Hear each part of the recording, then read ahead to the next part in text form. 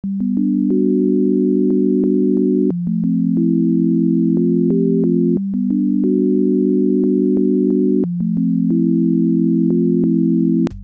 to this third Tech Bite. In this episode, I'm going to share about the 4 new question types available in New Quizzes. In case you didn't know, Instructure is working on a new quiz engine called New Quizzes, and today we're going to look at the 4 new question types that are available. The new question types are categorization, ordering, hotspot, and stimulus. Without further ado, let's dig in. All right, welcome to this episode. Today we're talking about 4 new question types that are part of New Quizzes in Canvas. If you are interested in New Quizzes in Canvas, I'll direct you to this New Quizzes Hub page. I will include this link in the show notes. There's a ton of information here based on your role in Canvas, as well as a timeline and roadmap. So if you're interested in seeing what's coming or what's in development, this is a good place to go. Let's go ahead and dig in now to the question types. I think the best way to see these is that I'll show you what they look like, how they work, and then we can look at some of the options for each of them. The first question type is categorization, and this allows students to drag cards up into different categories. This could be used in the sciences for differentiating between genus and species, or in languages, kind of grouping vocabulary into different categories or verb tenses perhaps. And so one thing that I'll point out about this is that these category boxes do not get any smaller than they are now. However, as you drag different cards, they will expand to contain the number of cards that are in them, but they won't necessarily get any smaller than what they start. So this is categorization question. Next we have an ordering question, and this allows your students to drag and drop, in this case, images into a certain order. You can have any kind of media in this area, which we'll see in just a second, but the students then can drag and place the images in the correct order. Third, there's a hotspot question, and this allows a student to place a marker on an image. This, unfortunately, because of the nature of the question, is not accessible to screen readers, but it still is a pretty powerful tool.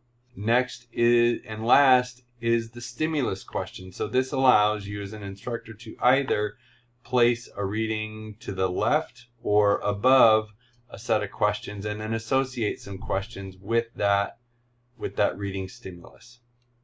So those are the 4 question types. There's categorization, ordering, hotspot, and stimulus. Let's go back now and look at some of the options for setting these up. So I'm going to exit the preview here. And you can see here for this categorization question that I set up the categories and I added the answers to that. And I also have some distractors or possible answers. And let me click the edit icon here. So I have a field for the instructions. Then I can set up my categories. You can create as many categories as you want, and you can also have any number of answers per category, as well as additional distractors. If this is a math type question, you can show an on-screen calculator if you like. You can add any of these questions, you can add to an item bank. And again, for New Quizzes, New Quizzes uses item banks and not question banks. Question banks work with Classic Quiz, and item banks work with New Quiz. I think that's all the options for that one. Let's go ahead next to the ordering question. And I'll click the edit icon here. So again, for each of these areas, you'll have a full content editing area, and I've chosen to add images. If you are using images, I do highly recommend that you resize them all to all be the same size before you put them into the question. That will make the experience for the students much better and easier to navigate as they're trying to move the images around in order. Some other options for this question type are to, again, include an on-screen calculator. If you prefer that the options be listed left to right, then you can display answers in a paragraph, and that will display the questions, or the options rather, left to right. You can also include labels, and what this does is adds a field to the beginning and the end. So if you want to provide some hint or clue about the starting point or the end point of an order, you can do that. Again, but this is optional, so you don't have to have that if you don't want to. All right, next is Hotspot. And again, this Hotspot question, unfortunately, because the nature of it is not accessible to screen readers, but you have different options here for the shape. So I could instead draw a rectangle or a square in the area.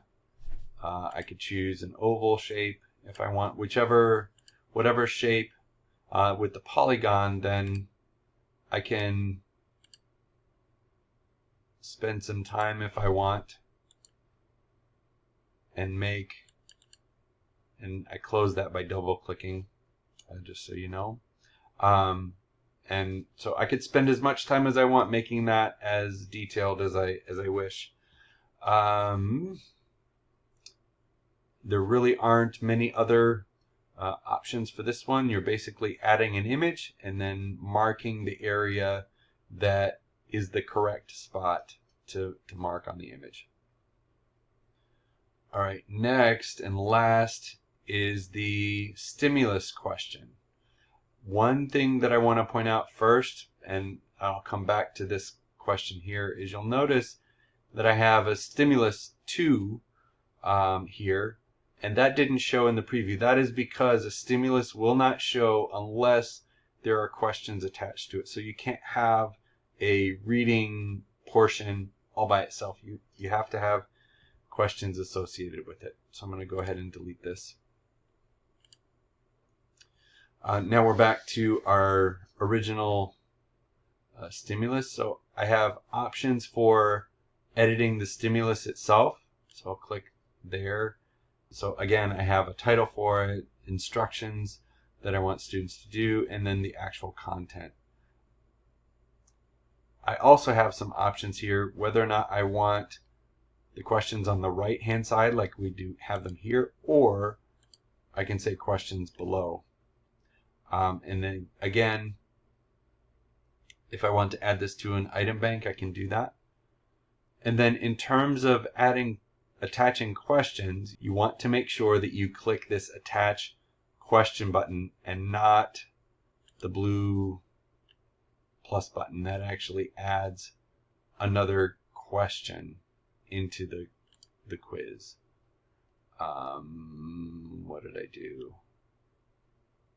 Okay, so what that did was it took me out of the editing, and now we can see the orientation has the stimulus above the questions, and then the questions are below, which could be nice as well. But you can see here this area below the stimulus scrolls as well, so it can, depending on how big the student's window is, they should be able to see the stimulus and then have access to the questions at the same time.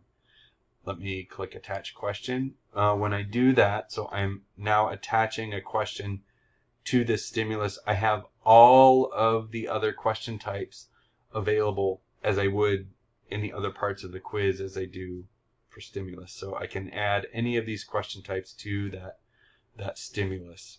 Those are the 4 new question types I think they're very cool, and hopefully you'll be able to find great uses of them, even more than I shared here.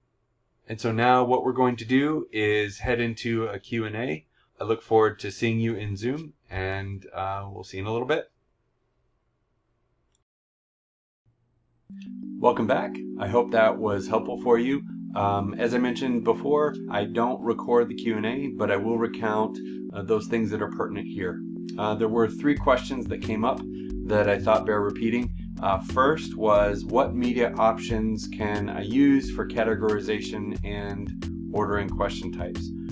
Categorization question type requires text only. So for the categories and for the options beneath those, you can only enter text there. For the ordering question, however, for each of the options that you have in that order, you can have text, audio, video, images, and any combination thereof. So your options are open there. There was a question more broadly about the new quizzes timeline and when that was coming. June 30 of 2024 is the date that Instructure has said that classic quizzes will be deprecated. My recommendation to you is that if you're going to use question banks or use quizzes in Canvas, that you start using New Quiz now, so you can get used to the tool and all that it offers. Lastly, there was a question about whether it is possible to move question banks from Moodle into New Quiz. The answer is yes. There are a number of steps to do that, and if you're interested in that, please contact me.